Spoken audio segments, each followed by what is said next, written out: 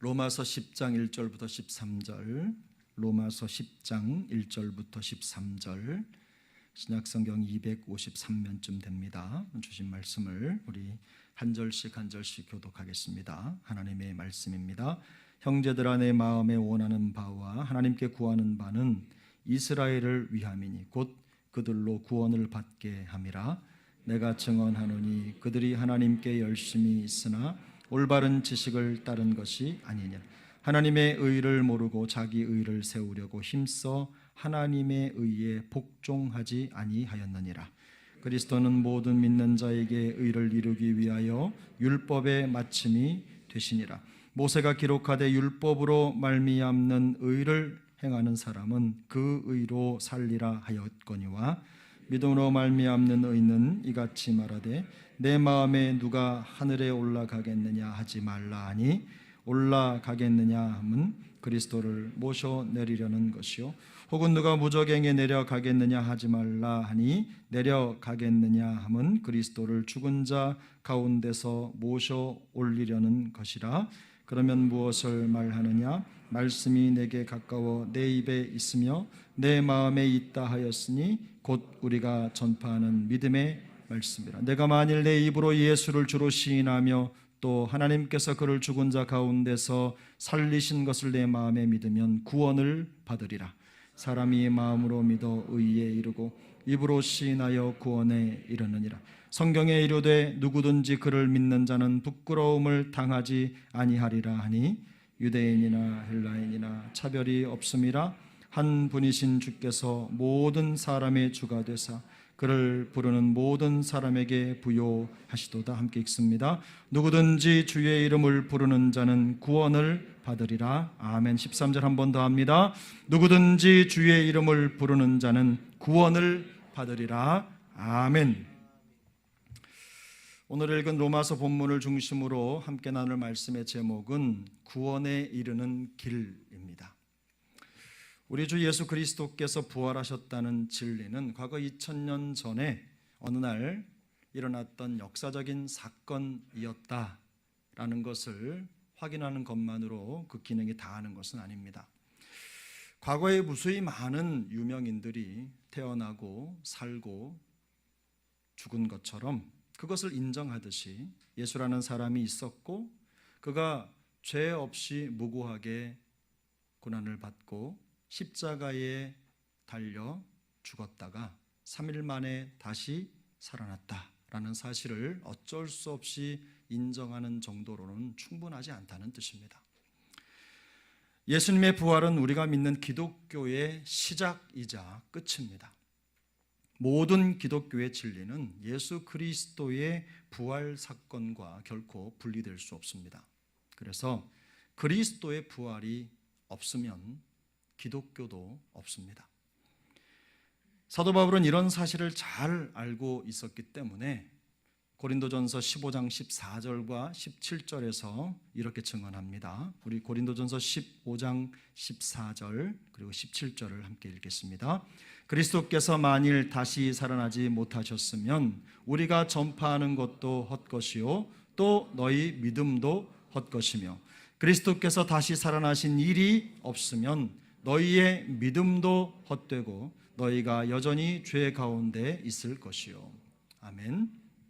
성경은 예수 그리스도의 부활은 우리가 믿는 모든 것이며 더 나아가서 그리스도의 부활이 없이는 우리의 죄 문제가 영원히 해결받을 수 없음을 확정합니다. 그러므로 그리스도의 부활은 우리가 믿어야 할 여러 진리들 중에 하나가 아닙니다.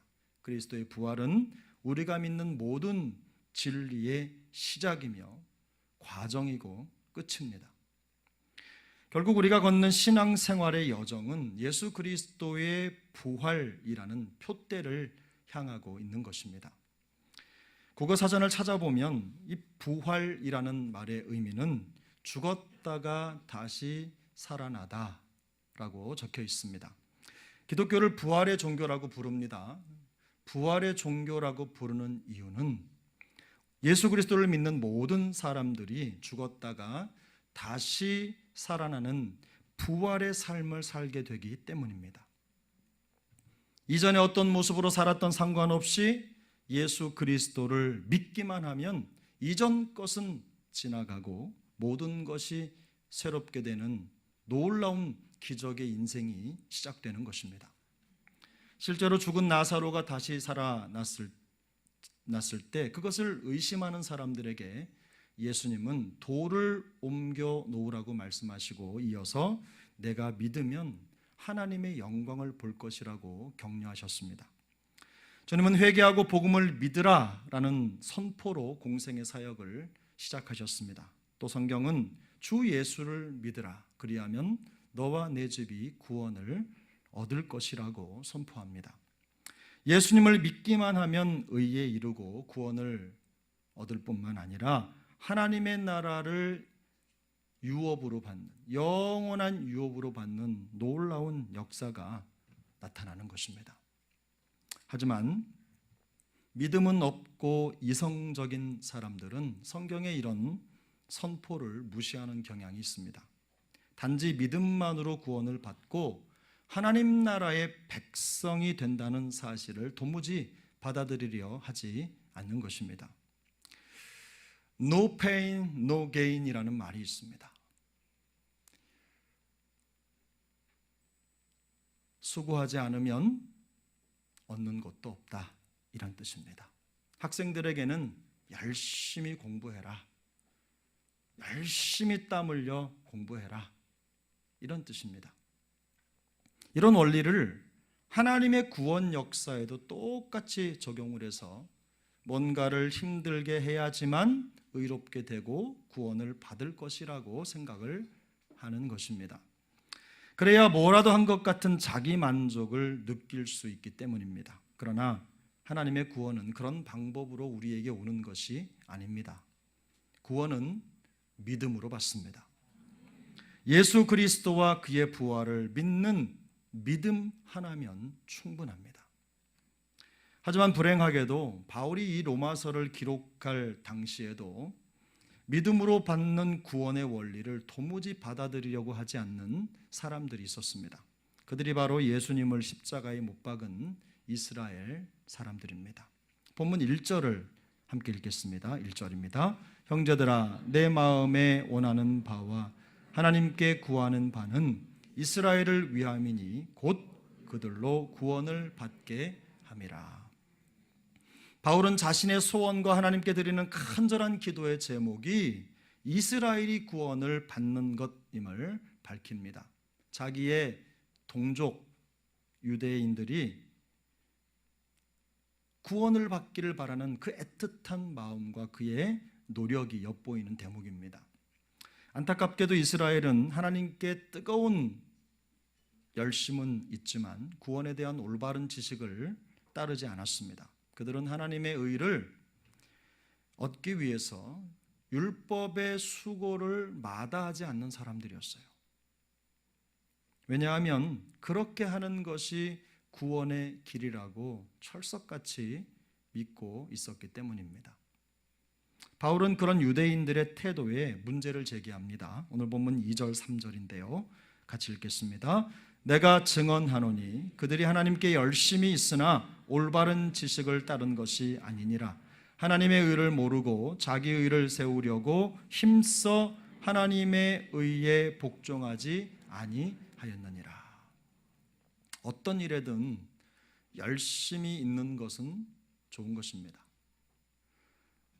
열심히 하는 거 굉장히 중요하죠. 그런데 그 열심은 좋지만 방향과 동기가 잘못되어 있다면 큰일입니다.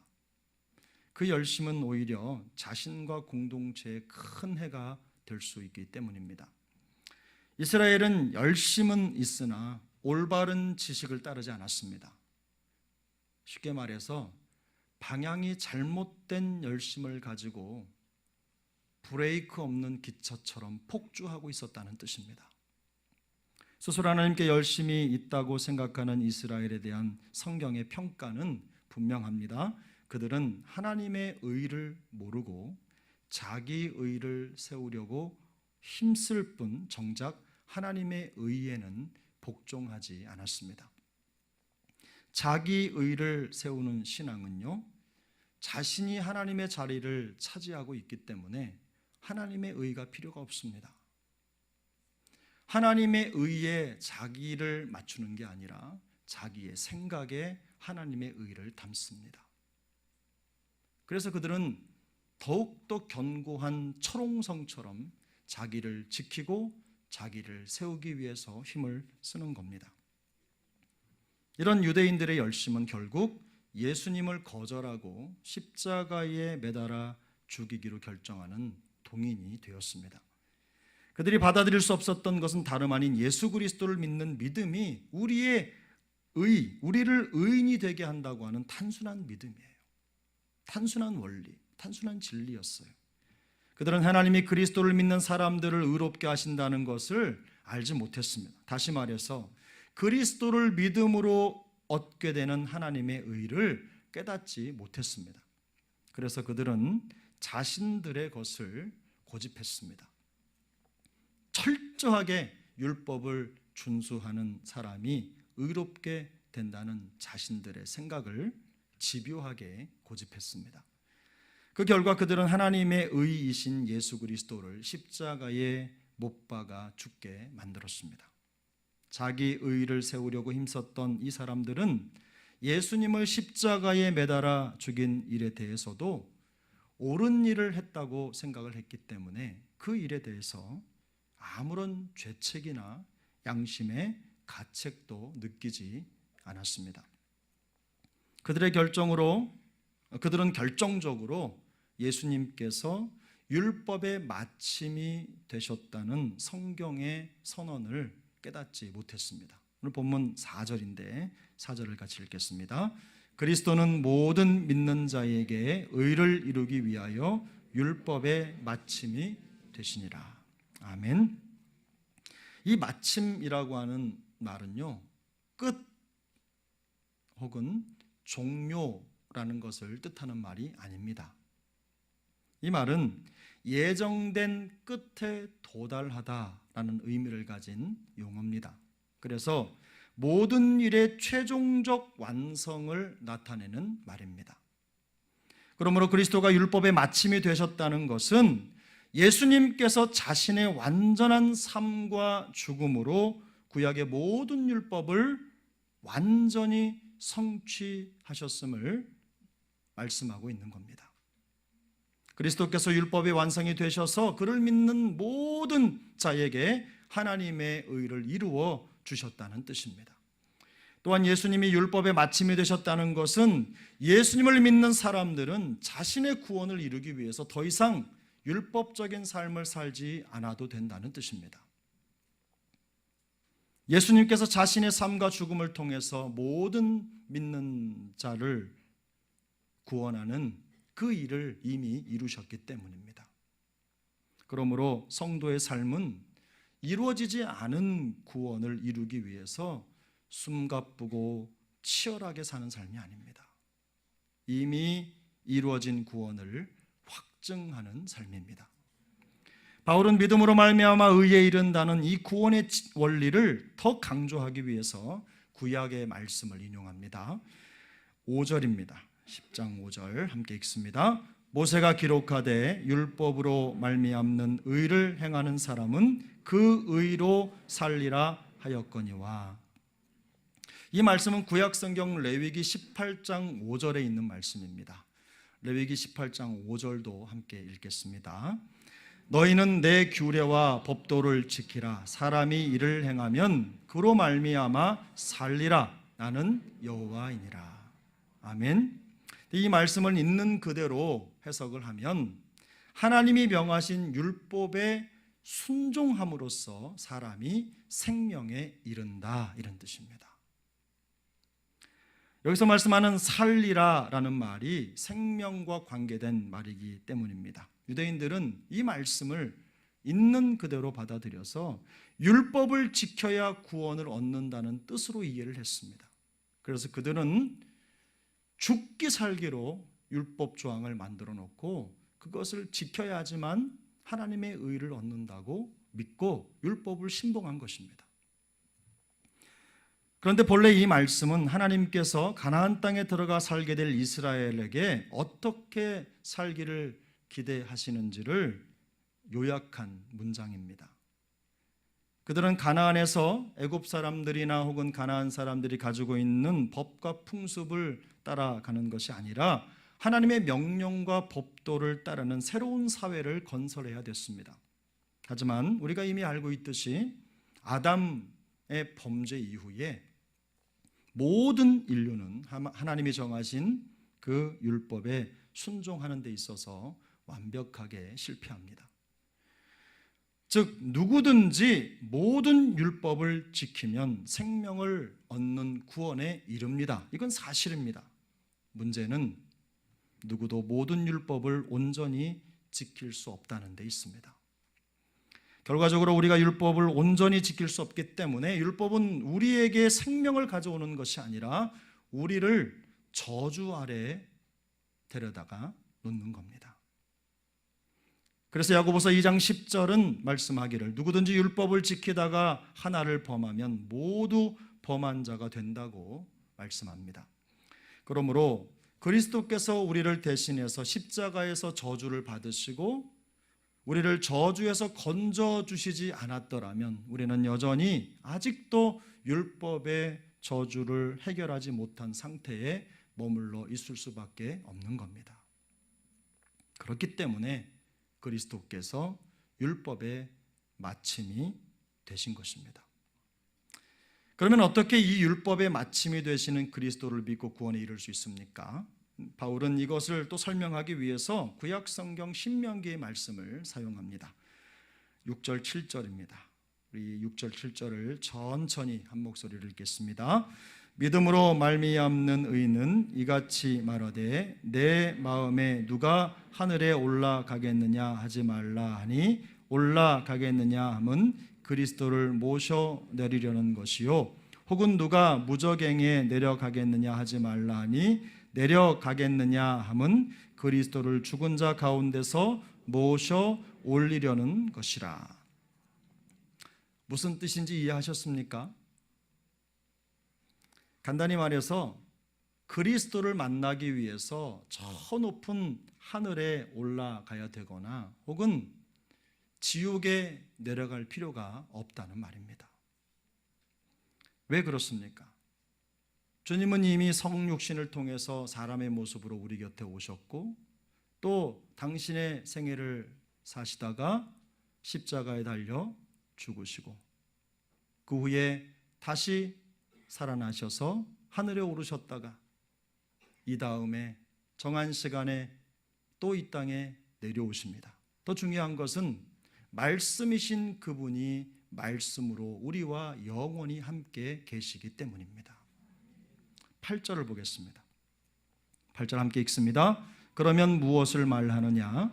말씀이 내게 가까워 내 입에 있으며 내 마음에 있다 하였으니 곧 우리가 전파하는 믿음의 말씀이라. 바로 이것이 앞에 있는 내용에 대한 설명이고 답입니다. 그래서 유진 피터슨 목사님은 이 구절을 번역하면서 이런 해석을 붙였어요. 메시아를 모셔오겠다고 위험천만하게 하늘까지 올라갈 일도 없고 또 메시아를 구출하겠다고 지옥까지 내려갈 일도 없습니다. 구원하시는 말씀이 바로 여기에 있습니다. 너의 입속의 혀처럼 가까이, 너의 가슴속 심장처럼 가까이 있습니다 라고 해석했어요. 쉽게 말하면 예수님을 믿는 것이 율법에 순종해야 하는 것처럼 어려운 일이 아니라는 뜻입니다. 착한 일을 많이 해서 구원받는 일은 애시당초 불가능하지만 예수 그리스도의 십자가의 복음은 멀리 있는 것이 아닙니다. 우리 곁에 이미 말씀으로 함께 하시기 때문에 가까이 다가서는 것이 어렵지 않다는 말씀입니다.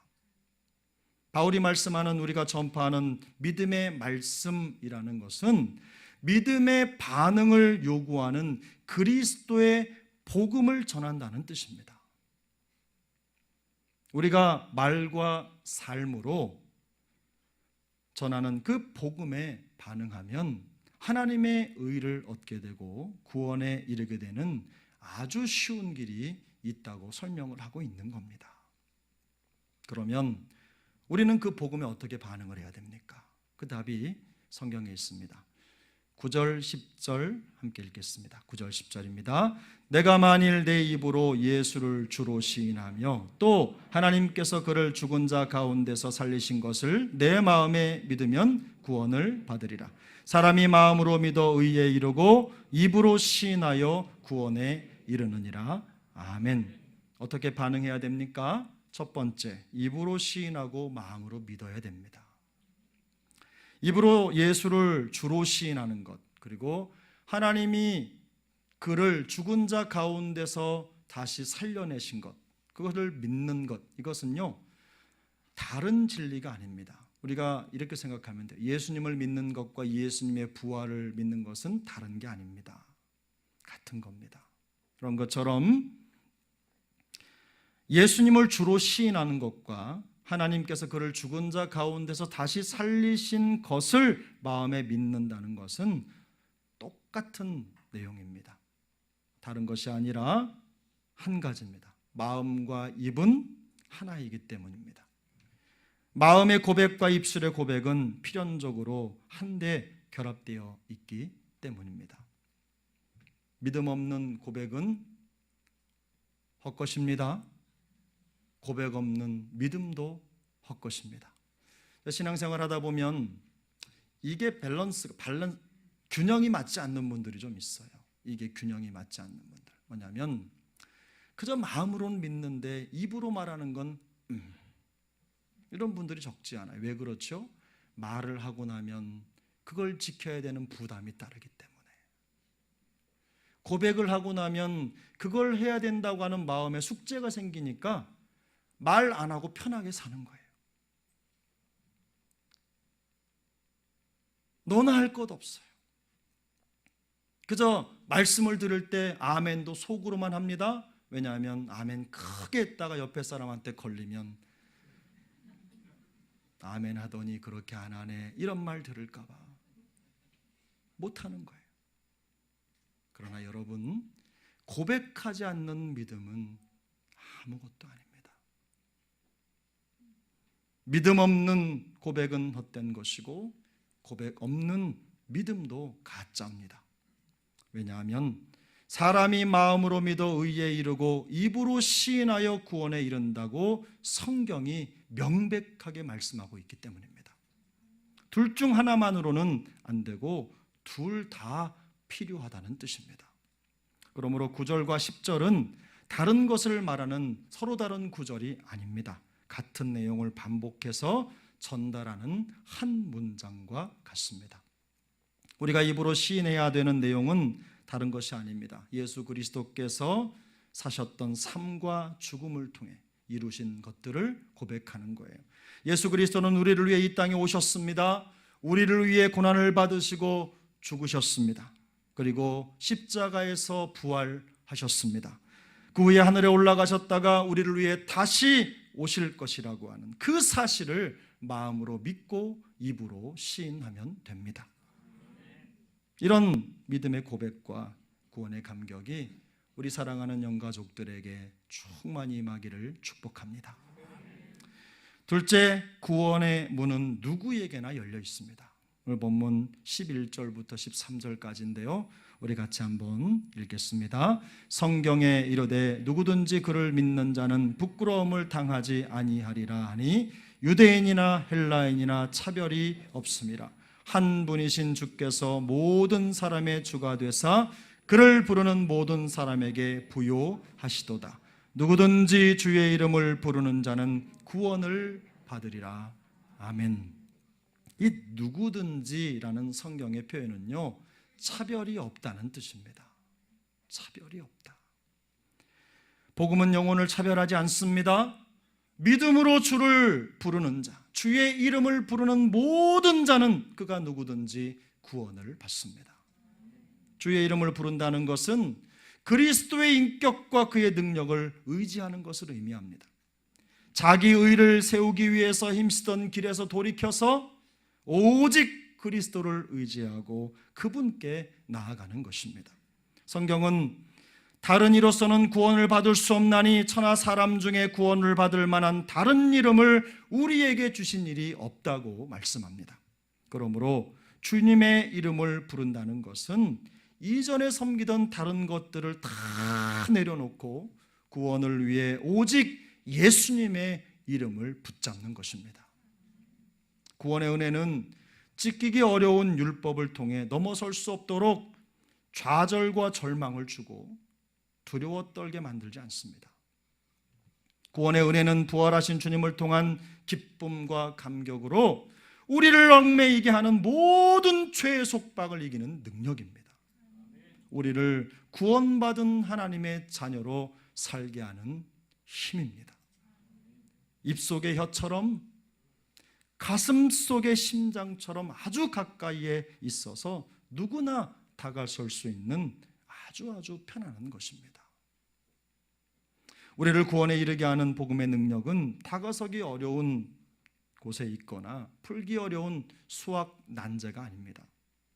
부활하신 예수님을 마음으로 믿고 입으로 시인하면 됩니다.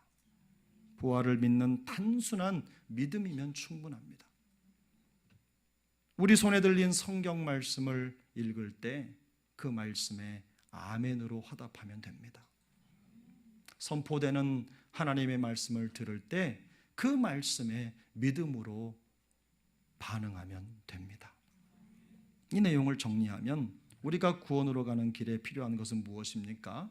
첫 번째, 우리를 위해 사람의 몸을 입고 이 땅에 오셔서 십자가에 죽으셨다가 다시 부활하신 그 예수 그리스도, 그분입니다.